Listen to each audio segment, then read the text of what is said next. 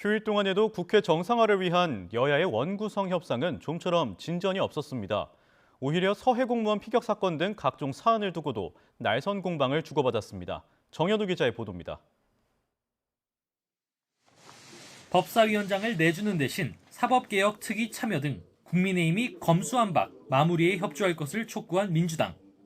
자신들이 정한 답변 기한을 하루 앞두고 압박 수위를 한껏 끌어올렸습니다.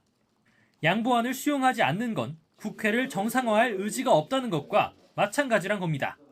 야당의 워크숍에서 대다수 의원들이 협의하여 낸 제안을 1시간도 안 돼서 거절하는 모습을 보면서 제가 좀 어이가 없었습니다. 도대체 국회 정상화의 의지가 없는 것이냐. 하지만 국민의힘은 검수완박의 부산물인 사개특위는 결코 용납할 수 없다고 못 박았고, 법사위원장 반환은 양보가 아닌 약속을 이행하는 거라며 말장난을 멈추라고 반발했습니다. 사개특위나 이런 것들이 조건부로 되어 있지 않았습니다. 원구성을 할 때 했던 합의를 준용하는 선에서 우선 논의를 끝냈으면 하는 생각이고. 여야의 갈등은 서해 공무원 피격 사건을 두고도 확산했습니다.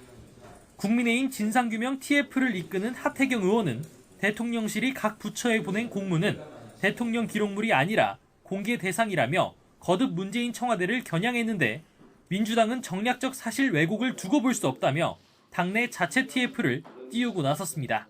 정략적이고 사실 왜곡을 너무 많이 하는 것 같습니다. 그래서 이 문제 대응을 좀 해야 되겠다, 이렇게 결심을 했습니다. 그래서 당내에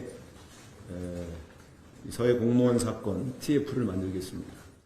이에 국민의힘은 여야가 함께 국회 특위를 꾸려 진실을 밝히자고 거듭 제안했지만, 민주당은 정치적 공세일 뿐이라며 부정적 입장을 밝혔습니다. 국회 특위를 만들면 되는데 이를 거부하는 것은 여야 간 정쟁으로 몰고 가겠다는 아주 얕은 속내가 뻔히 보이는 작전 같습니다.